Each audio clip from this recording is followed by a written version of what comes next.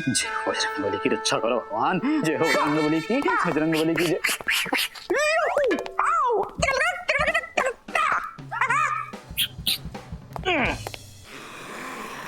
क्या देख रहे बे डीआईजी? दूरदशा। दूरदशा? बे दूरदशा नहीं है, नए एकदम ब्रांड न्यू चकाचक जूते हैं ये। जूतान की बात ना कर रहे हैं हम सर, इंसान की दुर्दशा की बात कर रहे हैं, आपकी दुर्दशा की बात कर रहे हैं। तो लालच इंसान को खाते खा ले जावे भगवान। पुलिस वाले है करके नहीं इतनी गलीज हरकत करते हुए शर्म ना आई नहीं को?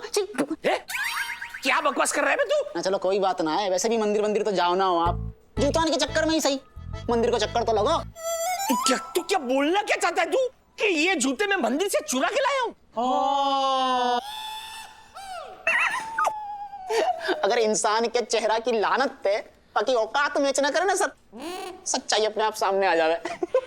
ये चुप कर बे मुंडू लौर्रा।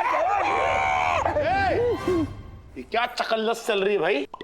और तुझे हमने लाश के पास जो जूते मिले थे उसकी कंपनी में भेजा था, वहां से कुछ इंफॉर्मेशन पता चली? सर मैं पूरी जानकारी लेकर आया हूँ, फुल डिटेल में।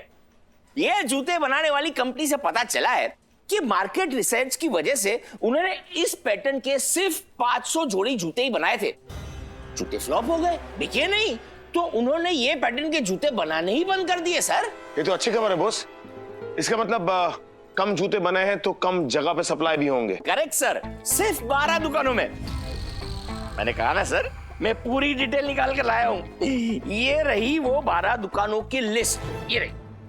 क्या बात है बॉस, आजकल तो तू बड़ा फॉर्म में चल रहा है। बॉस मुझे जूते दे। आपको जूते दूं? सर मैं आपको जूते कैसे दे सकता हूं? चाहिए तो ये डीआईजी को जूता देता हूं। घबरे, कौन से जूतों की बात कर रहा हूँ? एविडेंस वाले जूतों की बात कर रहा हूँ, तेरे अपने जूते नहीं।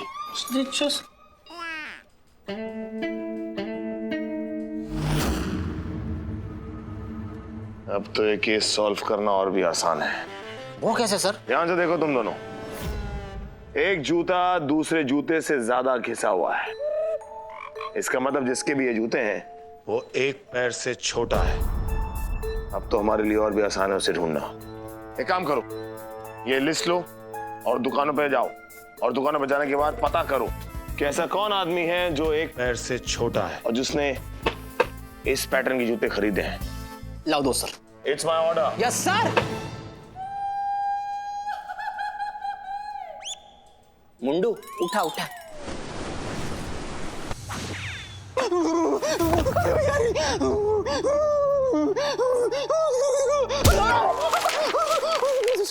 क्या कर रहा है? क्या रहा है तू? क्या कर रहा है? कहाँ बीच में तो घुसा चला आ रहा है? दीदे खोल के देख डीआईजी, दीदे खोल के चला कर अपनी, पता चलेगा तुझे कि तू इंसानों के बीच में पृथ्वी पे घूम रहा है, तू हवा में उड़न खटोले पे गोते नहीं खा रहा। अरे पीछे क्या देख रहा है बार बार तू? हमने कही थी सर आपसे, हमने अच्छे से कही थी आपसे कि वो कंकाल को अंतिम संस्कार कर दो, लेकिन आपने हमारी एक भी ना सुनी। हमने ये भी कही थी आपसे कि वो जी को जंजाल बन जाएगा, पर आपने हमारी बात नहीं मानी। हमने ये भी कही थी आपसे कि वो कोई भी इंसान के शरीर में बाकी आत्मा घुस करके नहीं हमें परेशान कर सके, पर आपने हमारी एक नहीं सुनी सर। देखो हाँ। अभी मार्केट में एक आदमी पीछे पड़ गया हमारे, चिल्ला चिल्ला के रोकने की कोशिश भी करी हमको।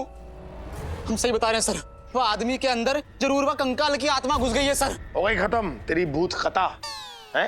अगर तेरी ये भूत खता खत्म हो गई हो तो जो काम मैंने तुझे बोला था वो काम हुआ कि नहीं? सर आपने जो काम दिया तो हमें वो लिस्ट लेकर के नहीं हम गए थे, हमने हर दुकान वाले से ये पूछी कि आपके पास में कोई रनर कंपनी के या पैटर्न के जूता खरीदने के लिए आयो है का, और जो आयो है वाको एक पैर छोटो हतो का। हाँ तो कुछ पता चला? पता चलो ना क्या? कि उन दुकान वाले को कछु ना पता। मतलब वो दुकानदार ये कह रहे थे कि वो रनर कंपनी के वाई पैटर्न के जूता उनके पास में कोई एक पैर ते छोटो आदमी खरीदने के काजे ना आयो। कह रहे थे कि 4 साल पुरानी बात कौन याद रखेगा। सर हम अभी भी कह रहे हैं, ये जो हैंडीकैप आदमी को मामला है ना, या को भूल जाओ सर, भूल जाओ, वो आदमी नहीं पकड़ में आएगा। नहीं डीआईजी, ये तो गलत बात हो गई। ये आदमी हमारे लिए इस केस में एक अहम लीड था, और अगर इस आदमी के बारे में पता नहीं चला तो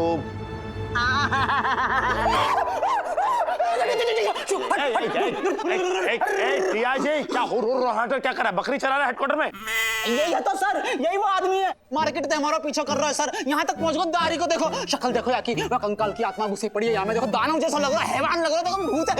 हट हट। अब वो क्या बकवास कर रहा है? अबे ओ भूत तो मुझे तू लग रहा है, भूतनी के। जरा आराम से, आप हेडक्वार्टर में खड़े हैं। हाँ सॉरी सर। इसकी शक्ल देख के आपको इज्जत देने का मन नहीं कर रहा तो कम से कम इसकी वर्दी को तो इज्जत दो। Sorry sir, sorry sir. हाँ, कौन है आप? बात दरअसल ये है कि मेरा नाम हरिओम प्रकाश है और लक्ष्मी मार्केट में मेरी जूते की होलसेल की दुकान है। ये कांस्टेबल पूरी मार्केट के हर दुकान पर रनर कंपनी के जूते के बारे में पूछ रहा था कि 4 साल पहले एक ऐसे आदमी के बारे में बताओ जो रनर कंपनी के जूते खरीद के गया था। इतना सुनते ही मुझे एक ऐसा आदमी याद आया जो मेरी दुकान पर जूते खरीदने के लिए आया था और ये बताने के लिए मैंने जैसे इनको आवाज दी ये भाग खड़े हुए। ये भागे तो मैं और तेज भागा, ये तेज भागे मैं और तेज भागा और भाग भागा पलट कर मुझे नींबू मारते रहे। निबूड़ा बना दिया। 2-4 नींबू तो मैंने भी लपक लिए। आप नींबू को छोड़िए, आप यहाँ आइए। चाय वाय पानी नहीं लेंगे? नींबू पानी ही पिला दो। हाँ ठीक है, पिलवाते हैं। नींबू पानी बोल देना बाद में। एक बात मुझे बताइए, आप अभी एक आदमी के बारे में कुछ बात बता रहे थे। उस दिन बारिश हो रही थी और जैसे ही मैं दुकान बंद करके अपने घर जाने वाला था मेरे पास आया और जूते मांगने लगा। पर वो क्या है कि हम दुकानदार एक बार दुकान बंद करने के बाद दोबारा दुकान खोलना अपशगुन समझते हैं, लेकिन वो बेचारा हैंडीकैप था तो इंसानियत के नाते मैंने दोबारा दुकान खोली और उसको जूते दे दिए रनर कंपनी के। लेकिन रनर कंपनी के क्यों दिए, किसी और कंपनी के क्यों नहीं दिए? रनर कंपनी के ही जूते पास में रखे थे तो दे दिए। अच्छा, कोई नाम या कोई फोन नंबर छोड़ के गया या कोई बिल बनाते वक्त कोई पता वता दिया? ये उसकी डुप्लीकेट रसीद है, उसमें सब कुछ है। जी अम्बे सर, कुछ समझ में आया? समझ गो सर। क्या? यही कि समझ के समझ को समझो, समझना भी एक समझे, समझ के जो ना समझे मेरी समझ वो ना समझे और हम ये समझ गए सर कि आप कछु ना समझे। लाओ मैं समझाऊं।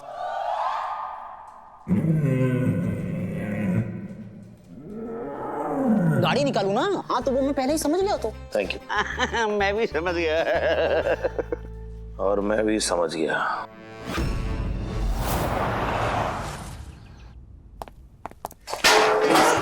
यार और 15-20 चीजें रख दो यहाँ रास्ता में। तू देख के नहीं चल सकता क्या?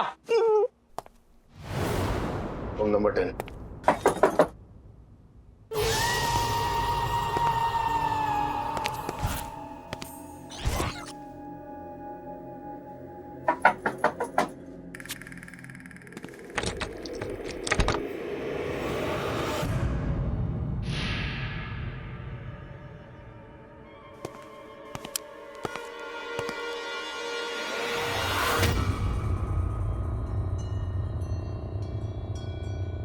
देखिए, मेरा नाम इंस्पेक्टर आदित्य देव और मुझे पता नहीं कि आपका वक्त कितना कीमती है, लेकिन पुलिस का वक्त बहुत कीमती है।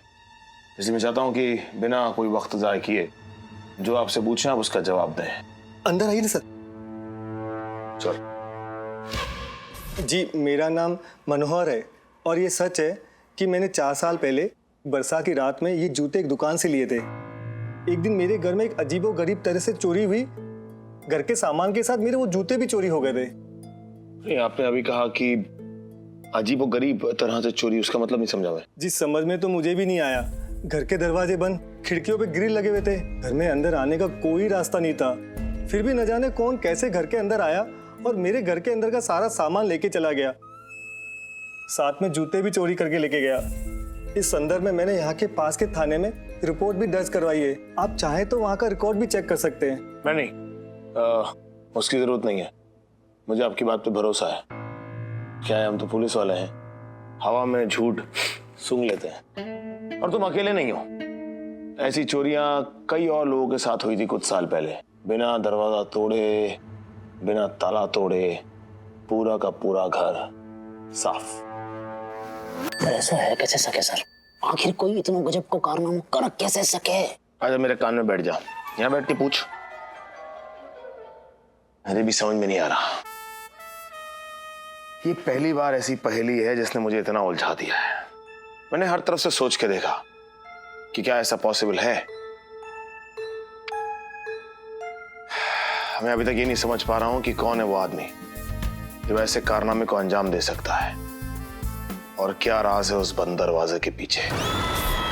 ये तो जानना ही होगा।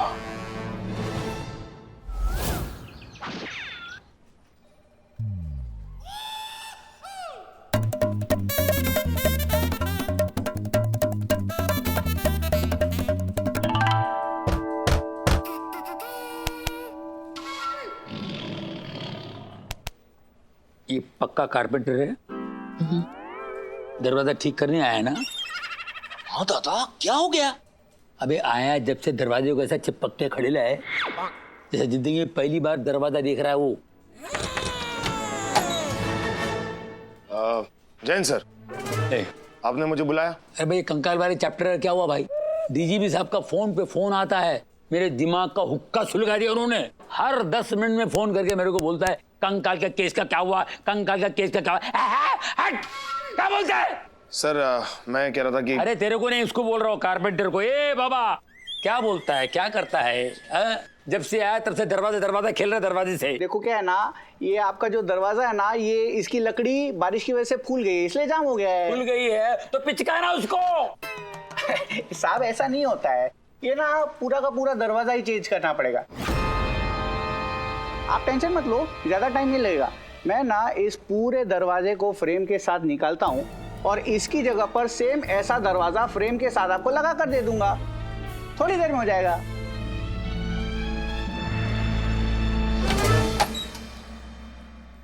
ये कहाँ गया? दादा, हाँ, आदि सर ऐसे भागे ना, हाँ। इसका सिर्फ एक ही मतलब हो सकता है। ये हाँ दादा, इसका मतलब समझो केस सॉल्व हो गया।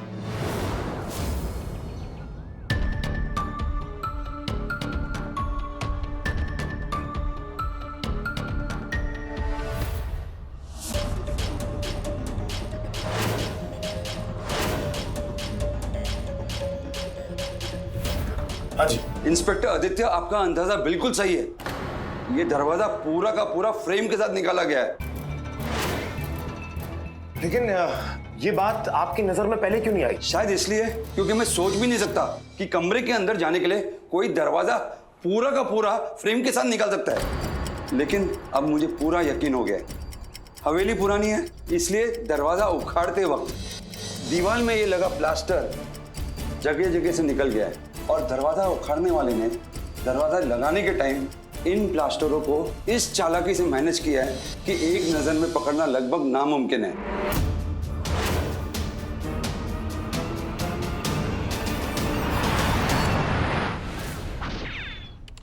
डीआईजी, अरे डीआईजी, करे जो भक्त महाकाल का, कल भी उसका क्या करे जो भक्त महाकाल का, कल भी उसका क्या करे जो भक्त महाकाल का, आखिर में जगल कर जो भक्त महाकाल का, कल भी उसका क्या करे भक्त महाकाल का। नजर बट्टू बन के क्यों घूम रहा है तू? सर जी, अभी का हुआ 2 मिनट के काजे हमारी आंख लग गई तो हमारे सपने में कंकाल आयो सर, कंकाल, और वो हमको धमकी दी कि जल्दी से जल्दी हमारा दाह संस्कार करो, नहीं तो हम सबके जिस्म में ते आत्मा को कंगाल कर देगो। सर जी कछु करो सर होश जी। में आ जाओ, अपनी ड्यूटी पे ध्यान दे, वरना तेरी ड्यूटी पे से दाह संस्कार मैं कर दूंगा, समझा? और सुन, वैसे भी इस केस का अंतिम संस्कार होने वाला है। वो कैसे? एक काम कर, वो डायमंड मर्चेंट विश्वनाथ और वो परेश हीरा वाला, दोनों को यहाँ लेके आ। सर एक बात बताओ, आप ये जो कंकाल है आपको हीरों के व्यापारियों को बेचने क्यों चाहो? वो भी तुझे बहुत जल्द पता चल जाएगा। बस इतना समझ ले कि इस केस की चिता जलने का वक्त आ गया है। सच में सर? बहुत बढ़िया सर। जय हो आदित्य देव की जय हो, दानवों के देव आदित्य देव की जय, दानवों के देव आदित्य देव की जय। ये क्या चल रहा है? मुझे यहाँ क्यों बुलाया गया है? आपके सवालों में ही मेरे सवालों के जवाब छुपे हुए हैं मिस्टर विश्वनाथ। एनीवेज, आप क्या काम करते हैं? आपका प्रोफेशन क्या है? कैसा बेहुदा सवाल पूछ रहे हो आप? सारी दुनिया जानती है, आप भी जानते हैं कि मैं हीरे का व्यापारी हूं। I am a well known diamond merchant. Thank you. कब से? कब से मतलब? कब से मतलब कब से? 10 साल से, 20 साल से, 50 साल से कि आपका पुश्तैनी धंधा है ये। और जो भी बोलेंगे जरा सोच समझ के बोलिएगा, क्योंकि क्या है कि आपकी पूरी जन्म कुंडली निकालने के बाद ही हमने आपको यहां आने का आमंत्रण दिया। तो मैं आपसे पूछ रहा था कि ये जो डायमंड का बिजनेस आप करते हैं, कब से कर रहे हैं? यही कोई 3.5-4 साल से। उसके पहले क्या करते थे? नौकरी करता था। कहाँ? ऐसे ही छोटी मोटी प्राइवेट जॉब। मिस्टर विश्वनाथ, मैंने आपको अभी समझाया कि आपकी पूरी जन्म कुंडली निकालने के बाद ही हमने आपको यहाँ बुलाया है, फिर आप झूठ बोल के अपना और पुलिस का टाइम वेस्ट कर रहे हैं। चलिए बताइए कि इसके पहले आप कहाँ काम करते थे? आर्कियोलॉजी डिपार्टमेंट में। गुड। तो फिर आपने नौकरी छोड़ी क्यों? और छोड़ी भी कि आपको वहां से निकाल दिया गया? निकाल दिया गया था। फिर अचानक से कुछ ही महीनों के बाद आपने डायमंड का बिजनेस शुरू किया और आप फिर बहुत बड़े डायमंड मर्चेंट बन गए। बुरा ना माने तो पूछ सकता हूं कि कहां से आया आपके पास इतना पैसा?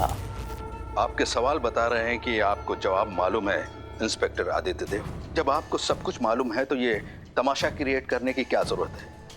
बता दीजिए सबको कि 4 साल पहले मैं चोरी किया करता था। ऐसी चोरियां कि किसी को पता ही नहीं चलता था कि चोरी हुई तो हुई कैसे। आपके हुनर की वजह से, आप में जो टैलेंट है ना, उसकी वजह से आर्कियोलॉजी डिपार्टमेंट में आप उन बंद दरवाजों को खोलने के काम आते थे जो दरवाजे और कोई खोल नहीं सकता था। उसके लिए तुम दरवाजा चौखट के साथ इतनी सफाई और इतनी तेजी से निकाला करते थे कि दरवाजा लगने के बाद जानने वाला कभी जान ही नहीं सकता था कि यह दरवाजा कभी निकला भी था या नहीं।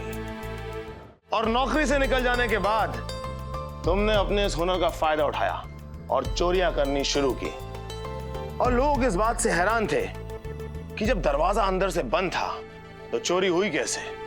और फिर एक रात हुआ इस कहानी का पहला इत्तेफाक।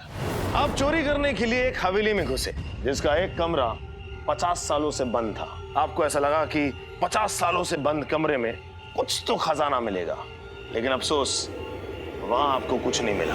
मिला तो बस एक कंकाल, वो भी इनके पूजनीय पिताजी महेश हीरावाला का। फिर आप घबराए, घबराहट के मारे आप वहां से भागे, आपका पैर कंकाल में अटका और आप गिरे। और गिरते ही नजर आपकी गई कंकाल के जूतों पर जिसमें हीरे थे, करोड़ों के हीरे। आपने फटाफट अपने जूते निकाले, आपने कंकाल की बाजू में रखे और वो जूते पहन के आप वहां से फरार। और फिर उन्हीं हीरो से आपने हीरो का धंधा शुरू किया और फिर धीरे धीरे करके आप डायमंड मर्चेंट बन गए, विश्वनाथ द डायमंड मर्चेंट। पर बाबूजी का उस हवेली से क्या लेना देना, और आखिरकार उनका सब उस हवेली में कैसे आया? दरअसल आपके पिताजी का उस हवेली से कोई लेना देना नहीं था। यह है इत्तेफाक नंबर 2। ये देखिए, यह है 50 साल पुराना अखबार, जिसमें साफ साफ लिखा है कि आपके पिताजी एक हीरो की बड़ी डीलिंग करके निकले और अपने साथ हीरे लेकर वो हवेली के उस रास्ते पे से निकले जहां पर उनकी मुठभेड़ कुछ गुंडों के साथ हो गई। और उसके बाद पिताजी गायब हो गए, ना पिताजी का पता चला ना हीरो का। तो जाहिर सी बात है कि पिताजी गुंडों से अपने आप को बचाने के लिए इस हवेली में घुस गए। और फिर 50 सालों के बाद हवेली में से पिताजी का कंकाल मिलता है। पर दिखरा आदित्य, तुमको मारा किसने? उन्हें किसी ने मारा नहीं, बल्कि वो खुद अपनी मौत का कारण बन गए। यानी उन्हें हार्ट अटैक हुआ और ये बात फॉरेंसिक रिपोर्ट ने कंफर्म भी की है। और फिर हार्ट अटैक के चक्कर में वो एक फ्रूट प्लेट के ऊपर एक नाइफ रखा हुआ था, नाइफ के ऊपर जाके गिरे और फिर फाइनली वो कुर्सी पे जाके गिरे और वहां उनकी मौत हुई। तो आदि सर, अब इस विश्वनाथ का करना क्या है? करना क्या है बॉस? 4 साल पहले जो चोरी की थी उसकी सजा काटेंगे और जो हीरे इनके पिताजी के हैं उसकी कीमत है उनको चुकाएगा। वेल डन आदि। तू पुलिस डिपार्टमेंट की नाक है, आंख है, कलेजा है, फेफड़ा है, गुर्दा है, क्या क्या है। Thank you sir, control. बाबा चलो अभी जाके अपना बिजनेस स्टार्ट करो, होटल चालू कर दो। बॉस सर लेके जाओ इसे, चले आइए, दिखाता हूँ आपको, आइए। सर जी ये सब तो नहीं पढ़ो, अब ये बताओ कि कंकाल को अंतिम संस्कार होगा कि नहीं? अरे होगा ना, अंतिम संस्कार होगा। ये है इनके बेटे सुपुत्र, ये करेंगे अपने पिताजी के कंकाल का अंतिम संस्कार। मतलब ताबीज, अगरबत्तियां, नींबू सब तो छुट्टी। नहीं मतलब अंतिम संस्कार ना कर रहे का? नहीं, अंतिम संस्कार हो रहा है, लेकिन नई जो लाश मिली है जूहू बीच के, उसका क्या करेंगे? नई लाश, नया केस, नई तफ्तीश। मतलब नए ताबीज, नई अगरबत्तियां, नए नींबू, हम जाके भुप्पो की भैंस